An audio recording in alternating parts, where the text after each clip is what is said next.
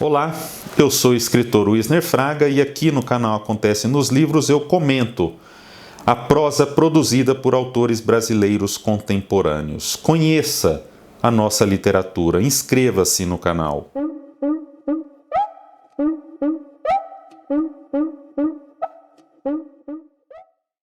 Anos de Chumbo e Outros Contos. Este é o título do livro de Chico Buarque, lançado pela Companhia das Letras em 2021. O livro traz 8 contos que tratam de relações de poder instituídas ou não. São, claro, relações de força, assimétricas. O poder é usado para subjugar, para controlar o outro em diversas situações, diversos locais e tempos. Os anos de chumbo, muito bem retratados na capa do livro, no projeto gráfico, não são apenas aqueles da ditadura. Eles são ampliados, são quase onipresentes, mesmo carregadas de ironia, de cinismo, de humor. O que as narrativas mostram ao leitor é que não há saída. Estamos todos sujeitos a interesses, a egoísmos, submetidos a diversas forças que, de tão entranhadas nas relações, nos dão a falsa impressão de liberdade. Não há nenhuma liberdade em uma sociedade tão desigual e injusta. Não há liberdade para quem oprime, assim como não há escolha para quem é oprimido. Este é o recado desta obra. 2 contos deste livro são narrados em terceira pessoa, 6 em primeira pessoa. E Chico Buarque se sai bem em todos. Obedece às regras da narrativa curta, nos mostrando que escritor e narrador também estão atados a convenções.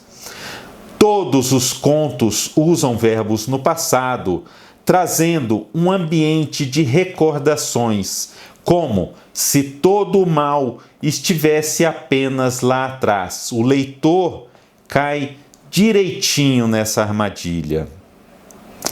O primeiro conto, intitulado Meu Tio, é vertiginoso. Chico usa diversas figuras de linguagem para dar velocidade à trama. As ações se sucedem em espaços curtos de tempo, na velocidade do pajeiro 4x4 da história, que se passa em um tempo recente, no mínimo ali a partir dos anos 1990, que é quando o carro da Mitsubishi é lançado por aqui em nosso país. É narrado por uma jovem amante desse tio do título, um sujeito poderoso, senhor de si e de todos. Claro que a renda deste senhor é provavelmente ilícita, já que ele carrega grandes quantias em dinheiro vivo e paga tudo com esse dinheiro. Traz uma linguagem talvez eficiente demais para uma narradora tão jovem, mas como nós não sabemos muito sobre ela, tudo é possível. A segunda narrativa tem o título O Passaporte e fala de um grande artista que está no aeroporto Tom Jobim, prestes a embarcar para Paris e perde o passaporte e o cartão de embarque.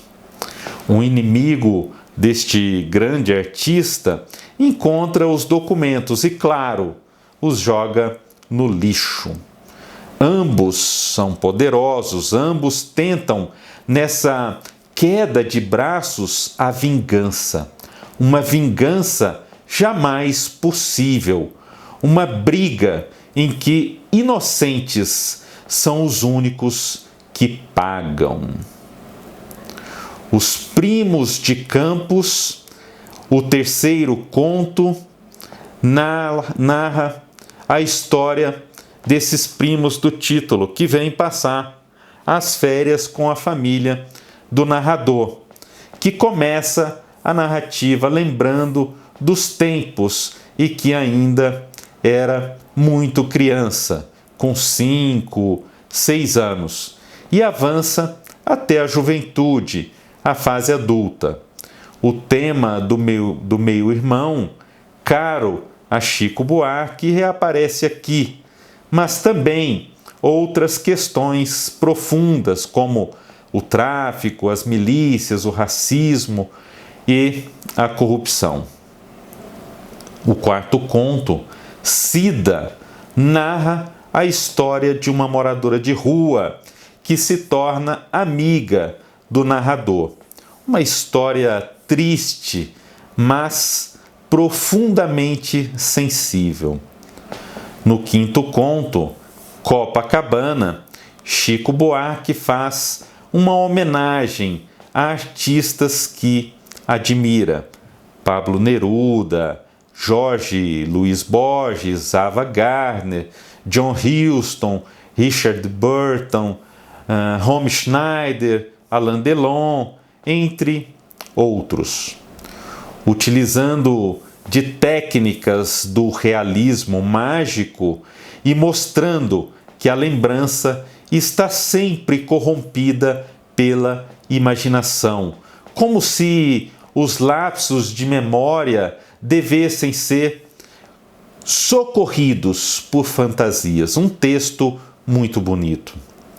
O sexto conto, intitulado Para Clarice Lispector com Candura, narra a história do jovem poeta I.J., de 19 anos. Achei divertido, espirituoso o nome deste personagem, I.J. Chico Buarque brinca com um dos grandes livros de Clarice, A Paixão segundo o GH, e numa espécie de continuidade dá o nome ao menino de I.J. Chico traz detalhes biográficos da escritora, que está ali às voltas com a publicação de Aprendizagem ou Livro dos Prazeres, por volta do final dos anos 1960. O próximo conto, intitulado O Sítio, tem uma linguagem simples, direta, e fala de um casal que aluga um sítio na Mantiqueira, onde pretendem se isolar do mundo até que uma praga que assola o planeta esteja sob controle. Eles se conhecem há pouco tempo, uma semana, quando ela toma essa decisão de viajarem. Ele vai a contragosto, mas acaba se envolvendo com ela e, claro, desenvolve uma relação um pouco tóxica. Chico exercita a ironia nesta narrativa. O casal, por exemplo, está em São José do Ribamonte, um lugar fictício, uma mistura das cidades São José do Ribamar com São José do Belmonte. A mudança de poder neste relacionamento vai sendo retratada num crescendo. Aos poucos, a mulher assume o controle de toda a situação, mostrando ao leitor que há sempre alternâncias de poder. Hoje, alguém está, digamos ali, por cima, amanhã não está mais. Perene mesmo apenas o fato de que haverá sempre alguém conduzindo, sempre haverá alguém no poder. O livro finaliza com a narrativa Anos de Chumbo. Chico Buarque faz, ali de cara, um bonito paralelo entre os anos de chumbo e soldadinhos de chumbo. O desejo infantil de controlar, de decidir o destino de outras pessoas, ou os destinos. Aqui um narrador adulto fala de algo ocorrido com ele durante a infância. E isso é algo extremamente difícil de ser feito, já que o narrador adulto deve contar a história sob a ótica de uma criança. Ou seja, algo mais ou menos assim. Naquela época eu pensava que era tal coisa, mas hoje eu sei que não é. E como alguém do presente pode narrar assim algo do passado, com o espírito infantil, mas com a maturidade de um adulto, de um narrador, para não infantilizar a própria narrativa, correndo o risco de cometer o texto, misturando tempos, misturando passado e presente. Por exemplo, em um trecho do conto, o narrador diz: agora, pelo que eu entendi, ou seja, o narrador vai fazendo isso o tempo todo, misturando o passado e presente.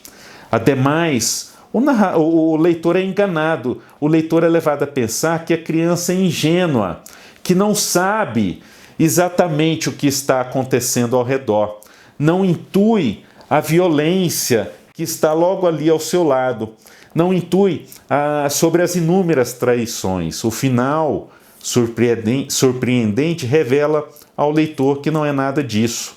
Não há ingenuidade em ninguém. O oprimido também realiza o seu sonho de opressor. Os 8 contos são duros, são crus, não trazem nenhum tipo de lirismo. Chico Buarque quer contar histórias e, por meio delas, denunciar uma sociedade que há décadas cultiva os mesmos erros. Eu vou ler agora o início do conto Meu Tio. Inscreva-se no canal Acontece nos Livros. Divulgue esse nosso trabalho em prol da literatura brasileira contemporânea.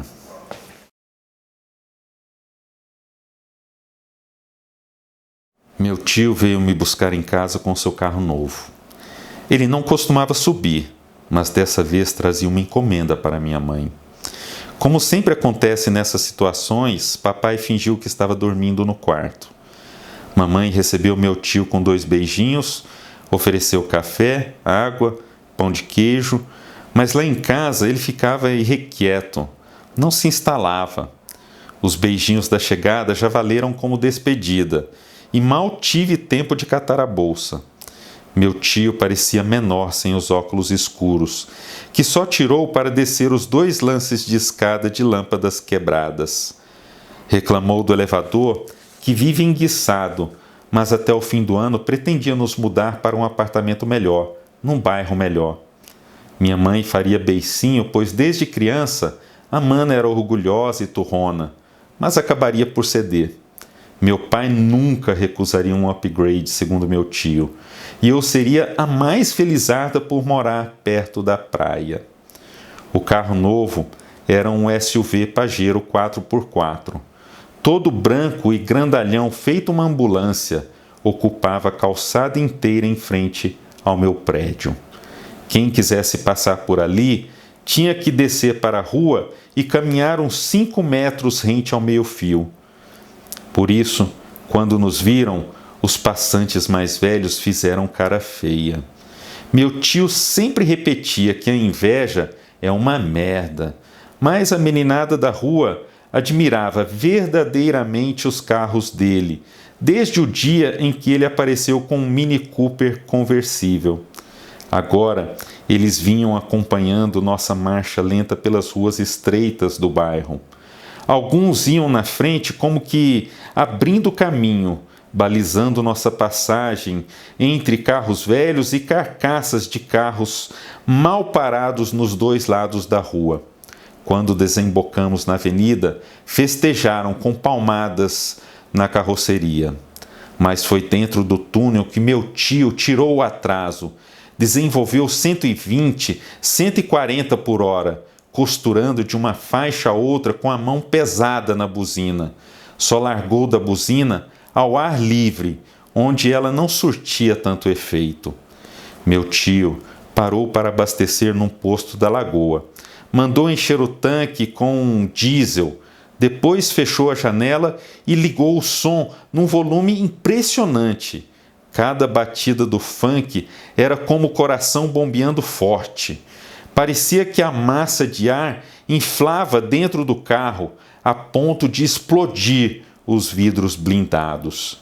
Nesse embalo, ele demorou para perceber que o frentista já esperava com a maquininha do cartão de crédito. Tirou do bolso da jaqueta umas notas de R$ 100 e mandou ele calibrar os pneus e ficar com o troco. Antes de dar a partida, resolveu pedir também uma cerveja e um picolé de uva, meu preferido. O frentista não podia se afastar da bomba, mas com uma nota de 50, deu um pulo rapidinho na loja de conveniência.